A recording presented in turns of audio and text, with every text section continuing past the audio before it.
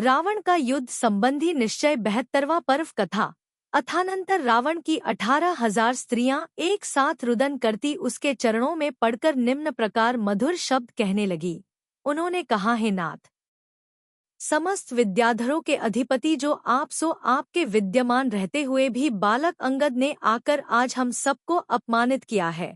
तेज के उत्तम स्थान स्वरूप आपके ध्यानारूढ़ रहने पर वह नीच विद्याधर रूपी जुगनू विकार भाव को प्राप्त हुआ। आपके सामने सुग्रीव के दुष्ट बालक ने शंख हो हम लोगों की जो दशा की है उसे आप देखो। उन स्त्रियों के वचन सुनकर जो उन्हें सांत्वना देने में तत्पर था तथा जिसकी दृष्टि निर्मल थी, ऐसा रावण कुपित होता हुआ बोला कि हे देवियों, दुहक छोड़ो और प्रकृतिस्थ हो शांति धारण करो। वह जो ऐसी चेष्टा करता है सो निश्चित जानो कि वह मृत्यु के पाश में बद्ध हो चुका है। हे वल्लभाओ, मैं कल ही रणांगण में सुग्रीव को निर्ग्रीव ग्रीवारहित और प्रभामंडल को तमोमंडल रूप कर दूंगा। कीट के समान तुच्छ उन भूमिगोचरियों राम लक्ष्मण के ऊपर क्या क्रोध करना है, किंतु उनके पक्ष पर एकत्रित हुए जो समस्त विद्याधर हैं उन्हें अवश्य मारूंगा। हे प्रिय स्त्रियों, शत्रु तो मेरी भौं के इशारे मात्र से साध्य हैं, फिर अब तो बहुरूपिणी विद्या सिद्ध हुई, आता उससे वशीभूत क्यों न होंगे। इस प्रकार उन स्त्रियों को सांत्वना देकर रावण ने मन में सोचा कि अब तो मैंने शत्रुओं को मार लिया। तदनंतर जिनमंदिर से निकलकर वह स्नान आदि शरीर संबंधी कार्य करने में लीन हुआ। अथानंतर जिसमें नाना प्रकार के वादित्रों से आनंद मनाया जा रहा था तथा जो नाना प्रकार के अद्भुत नृत्यों से सहित था, ऐसा कामदेव के समान सुंदर रावण का स्नान समारोह संपन्न हुआ, जो कांतिरूपी चांदनी में निमग्न होने के कारण श्यामा अर्थात रात्रि के समान जान पड़ती थी। ऐसी कितनी ही श्यामा अर्थात नवयौवनवती स्त्रियों ने पूर्ण चंद्र के समान चांदी के कलशों से उसे स्नान कराया। कमल के समान कांति वाली होने से जो प्रातः संध्या के समान जान पड़ती थी, ऐसी कितनी ही स्त्रियों ने बाल सूर्य के समान देदीप्यमान स्वर्णमय कलशों से आदरपूर्वक उसे नहलाया था। कुछ अन्य स्त्रियों ने नीलमणि से निर्मित उत्तम कलशों से उसे स्नान कराया था, जिससे ऐसा जान पड़ता था मानो कमल के पत्र पुटों से लक्ष्मी नामक देवियों ने ही स्नान कराया हो। कितनी ही स्त्रियों ने प्रातःकालीन घाम के समान लाल वर्ण के कलशों से, कितनी ही स्त्रियों ने कदलीवन के भीतरी भाग के समान सफेद रंग के कलशों से तथा कितनी ही स्त्रियों ने सुगंधि के द्वारा भ्रमर समूह को आकर्षित करने वाले अन्य कलशों से उसे नहलाया था। स्नान के पूर्व उत्तम लीलावती स्त्रियों ने उससे नाना प्रकार के सुगंधित उपटनों से उपटन लगाया था और उसके बाद उसने नाना प्रकार के मणियों की फैलती हुई कांति से युक्त उत्तम आसन पर बैठकर स्नान किया था। स्नान करने के बाद उसने अलंकार धारण किए और तदनंतर उत्तम भावों से युक्त हो श्रीशांत जिनालय में पुनः प्रवेश किया। 17 वहां उसने स्तुति में तत्पर रहकर चिरकाल तक अरहनत भगवान की उत्तम पूजा की, मन वचन काय से प्रणाम किया और उसके बाद भोजन गृह में प्रवेश किया। वहां 4 प्रकार का उत्तम आहार कर वह विद्या की परीक्षा करने के लिए क्रीड़ा भूमि में गया। वहां उसने विद्या के प्रभाव से अनेक रूप बनाए तथा नाना प्रकार के ऐसे आश्चर्यजनक कार्य किए जो अन्य विद्याधरों को दुर्लभ थे। उसने पृथ्वी पर इतने जोर से हाथ पटका कि पृथ्वी कांप उठी और उस पर स्थित शत्रुओं के शरीर घूमने लगे तथा शत्रु सेना भयभीत हो मरण की शंका से चिल्लाने लगी। तदनंतर विद्या की परीक्षा कर चुकने वाले रावण से मंत्रियों ने कहा कि हे नाथ, इस समय आपको छोड़ और कोई दूसरा राम को मारने वाला नहीं है। रणांगण में कुपित हो बाण छोड़ने वाले राम के सामने खड़ा होने के लिए आपके सिवाय और कोई दूसरा समर्थ नहीं है। अथानंतर बड़ी बड़ी रिद्धियों से संपन्न रावण विद्या के प्रभाव से एक बड़ी सेना बना चक्ररत्न को धारण करता हुआ उस प्रमद नामक उद्यान की ओर चला जहां सीता का निवास था। उस समय धीरवीर मंत्रियों से घिरा हुआ रावण ऐसा जान पड़ता था मानो देवों से घिरा हुआ इंद्र ही हो, अथवा जो बिना किसी रोकटोक के चला आ रहा था। ऐसा रावण सूर्य के समान सुशोभित हो रहा था। उसे आता देख विद्याधरियों ने कहा कि हे शुभे सीते, देख रावण की महाकांति देख। जो नाना धातुओं से चित्र विचित्र हो रहा है। ऐसे पुष्पक विमान से उतरकर यह श्रीमान महाबलवान ऐसा चला आ रहा है मानो पर्वत की गुफा से निकलकर सूर्य की किरणों से संतप्त हुआ उन्मत्त गजराज ही आ रहा हो। इसका समस्त शरीर कामाग्रि से व्याप्त है तथा यह पूर्ण चंद्र के समान मुख को धारण कर रहा है। यह फूलों की शोभा से व्याप्त तथा भ्रमरों के संगीत से मुखरित प्रमद उद्यान में प्रवेश कर रहा है। जरा इस पर दृष्टि तो डालो, अनुपम रूप को धारण करने वाले इस रावण को देखकर तेरी दृष्टि सफल हो जावेगी। यथार्थ में इसका रूप ही उत्तम है। तदनंतर सीता ने निर्मल दृष्टि से बाहर और भीतर धनुष के द्वारा अंधकार उत्पन्न करने वाले रावण का बल देख इस प्रकार विचार किया कि इसके इस प्रचंड बल का पार नहीं है। राम और लक्ष्मण भी इसे युद्ध में बड़ी कठिनाई से जीत सकेंगे। मैं बड़ी अभागिनी हूँ, बड़ी पापिनी हूँ, जो युद्ध में राम लक्ष्मण अथवा भाई भामंडल के मरने का समाचार सुनूंगी। इस प्रकार चिंता को प्राप्त होने से जिसकी आत्मा अत्यंत विह्वल हो रही थी तथा जो भय से काँप रही थी, ऐसी सीता के पास आकर रावण बोला कि हे देवी, मुझ पापी ने तुम्हें छल से हरा था, सो क्षत्रिय कुल में उत्पन्न हुए सत्पुरुषों के लिए क्या यह उचित है?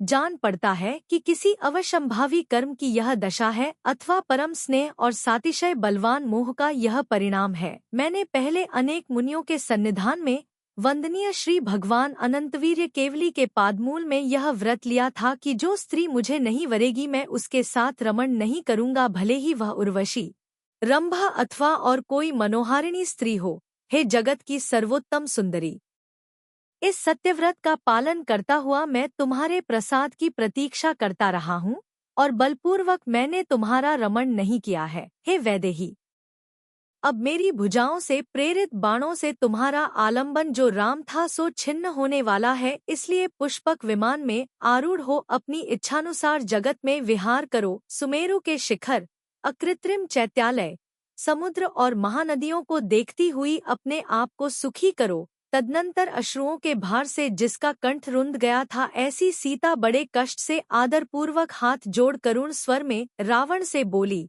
कि हे दशानन, यदि मेरे प्रति तुम्हारी प्रीति है अथवा मुझ पर तुम्हारी प्रसन्नता है तो मेरा यह वचन पूर्ण करने के योग्य हो। युद्ध में राम तुम्हारे सामने आवे तो कुपित होने पर भी तुम मेरा संदेश कहे बिना उन्हें नहीं मारना। उनसे कहना कि हे राम, भामंडल की बहन ने तुम्हारे लिए ऐसा संदेश दिया है कि कर्मयोग से तुम्हारे विषय की युद्ध में, अन्यथा बात सुन महात्मा राजर्षि जनक की पुत्री सीता अत्यधिक शोक के भार से आक्रांत होती हुई आंधी से ताड़ित दीपक की शिखा के समान क्षणभर में शोचनीय दशा को प्राप्त हुई है।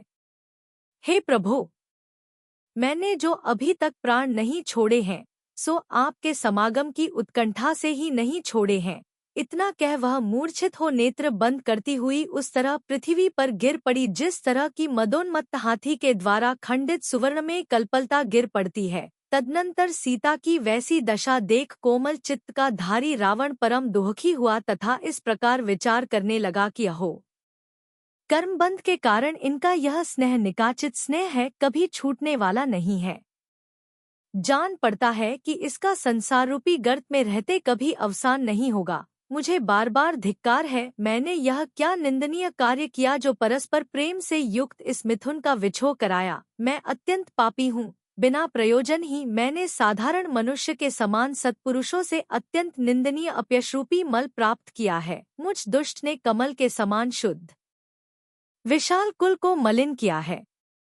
हाय हाय, मैंने यह अकार्य कैसे किया जो बड़े बड़े पुरुषों को सहसा मार डालती है, जो किम्पाक फल के समान है तथा दुहकों की उत्पत्ति की भूमि है। ऐसी स्त्री को धिक्कार है। सामान्य रूप से स्त्री मात्र नागराज के फण पर स्थित मणि की कांति के समान मोह उत्पन्न करने वाली है और परस्त्री विशेष रूप से मोह उत्पन्न करने वाली है। यह नदी के समान कुटिल है, भयंकर है, धर्म अर्थ को नष्ट करने वाली है और समस्त अशुभों की खानी है।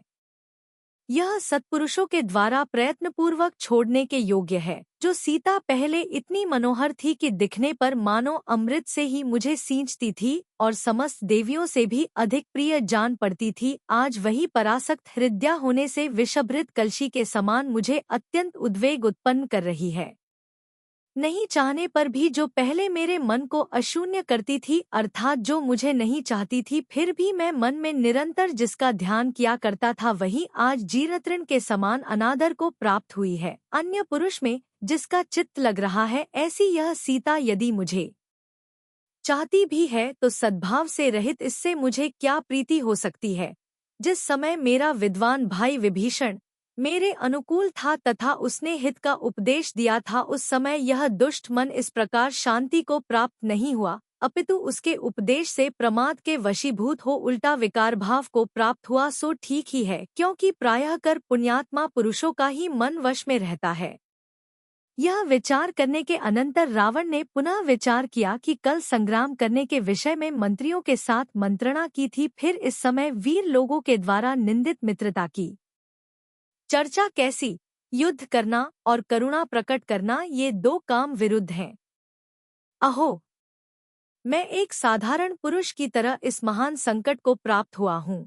यदि मैं इस समय दयावश राम के लिए सीता को सौंपता हूँ तो लोग मुझे असमर्थ समझेंगे, क्योंकि सबके चित्त को समझना कठिन है। जो चाहे जो करने में स्वतंत्र है, ऐसा निर्दय मनुष्य सुख से जीवन बिताता, और जिसका मन दया से कोमल है, ऐसा मेरे समान पुरुष दुख से जीवन काटता है। यदि मैं सिंहवाहिनी और गरुड़वाहिनी विद्याओं से युक्त रामलक्ष्मण को युद्ध में निरस्त कर जीवित पकड़ लूं और पश्चात वैभव के साथ राम के लिए सीता को वापस सौंपूं, तो ऐसा करने से मुझे संताप नहीं होगा, साथ ही भय और अन्याय से उत्पन्न हुआ बहुत भारी लोकापवाद भी नहीं होगा। अतः मैं निश्चिंत चित्त होकर ऐसा ही करता हूँ। मन से इस प्रकार निश्चय कर महावैभव से युक्त रावण रूपी हाथी अंतःपुर रूपी कमलवन में चला गया। तदनंतर शत्रु की ओर से उत्पन्न महान परिभव का स्मरण कर रावण के नेत्र क्रोध से लाल हो गए और वह स्वयं यमराज के समान भयंकर हो गया। जिसका ओठ काँप रहा था, ऐसा रावण वह वचन बोला कि जिससे स्त्रियों के बीच में अत्यंत दुहसा ज्वर उत्पन्न हो आया। उसने कहा कि मैं युद्ध में अंगद सहित उस पापी दुर्ग्रीव को पकड़कर किरणों से हंसने वाला तलवार से उसके दो टुकड़े अभी हाल करता हूँ। उस भामंडल को पकड़कर तथा अच्छी तरह बांधकर लोह के मुदगरों की मार से उसके प्राण घुटाऊंगा और अन्यायी हनुमान को दो लकड़ियों के सिकंजे में कसकर अत्यंत तीक्ष्ण धार वाली करोन से चीरूंगा। एक राम को छोड़कर मर्यादा का उल्लंघन करने वाले जितने अन्य दुराचारी दुष्ट शत्रु हैं, उन सबको युद्ध में शस्त्र समूह से चूर चूर कर डालूंगा। गौतम स्वामी कहते हैं कि हे मगधेश्वर, जब रावण उक्त प्रकार का निश्चय कर रहा था, तब निमित्तज्ञानियों के मुखों में निम्न प्रकार के वचन विचरण कर रहे थे, अर्थात वे परस्पर इस प्रकार की चर्चा कर रहे थे कि देखो, ये सैकड़ों प्रकार के उत्पात हो रहे हैं। सूर्य के चारों ओर शस्त्र के समान अत्यंत रूक्ष परिवेश परिमंडल रहता है। पूरी की पूरी रात्रि भर चंद्रमा भय से ही मानो कहीं छिपा रहता है। भयंकर वज्रपात होते हैं, अत्यधिक भूकंप होता है। पूर्व दिशा में कांपती हुई रुधिर के समान लाल उल्का गिरी थी और उत्तर दिशा में श्रृंगाल नीरस शब्द कर रहे थे। घोड़े ग्रीवा को कंपाते तथा प्रखर शब्द करते हुए हींचते हैं और हाथी कठोर शब्द करते हुए सूंड से पृथ्वी को ताड़ित करते हैं, अर्थात पृथ्वी पर सूंड पटकते हैं। देवताओं की प्रतिमाएं अश्रुजल की वर्षा के लिए दुर्दिन स्वरूप बन गई हैं। बड़े बड़े वृक्ष बिना किसी दृष्ट कारण के गिर रहे हैं। सूर्य के सन्मुख हुए कौए अत्यंत तीक्ष्ण शब्द कर रहे हैं। अपने झुंड को छोड़ अलग अलग जाकर बैठे हैं। उनके पंख ढीले पड़ गए हैं तथा वे अत्यंत व्याकुल दिखाई देते हैं। बड़े से बड़े तालाब भी अचानक सूख गए हैं। पहाड़ों की चोटियां नीचे गिरती हैं। आकाश रुधिर की वर्षा करता है। प्रायः ये सब उत्पात थोड़े ही दिनों में स्वामी के मरण की सूचना दे रहे हैं, क्योंकि पदार्थों में इस प्रकार के अन्यथा विकार होते नहीं हैं। 85 अपने पुण्य के क्षीण हो जाने पर इंद्र भी तो च्युत हो जाता है। यथार्थ में जनसमूह कर्मों के अधीन है और पुरुषार्थ गुणीभूत है, अप्रधान है। जो वस्तु प्राप्त होने वाली है वह प्राप्त होती ही है, उससे दूर नहीं भागा जा सकता। दैव के रहते प्राणियों की कोई शूरवीरता नहीं चलती, उन्हें अपने किए का फल भोगना ही पड़ता है। देखो, जो समस्त नीतिशास्त्र में कुशल है, लोकतंत्र को जानने वाला है, जैन व्याख्यान का जानकार है और महागुणों से विभूषित है, ऐसा रावण इस प्रकार का होता हुआ भी स्वकृत कर्मों के द्वारा कैसा चक्र में डाला गया कि हाय बेचारा विमूढ़ बुद्धि हो, उन्मार्ग में चला गया। 88-89 संसार में मरण से बढ़कर कोई दुहक नहीं है। पर देखो, अत्यंत गर्व से भरा रावण उस मरण की भी चिंता नहीं कर रहा है। 90 यह यद्यपि नक्षत्र बल से रहित है तथा कुटिल पापग्रहों से पीड़ित है, तथापि मूर्ख हुआ रणभूमि में जाना चाहता है। यह प्रताप के भंग से भयभीत है, एक वीरस की ही भावना से युक्त है तथा शास्त्रों का अभ्यास यद्यपि इसने किया है तथापि युक्त को नहीं देखता है। अथानंतर गौतम स्वामी राजा श्रेणिक से कहते हैं कि हे महाराज,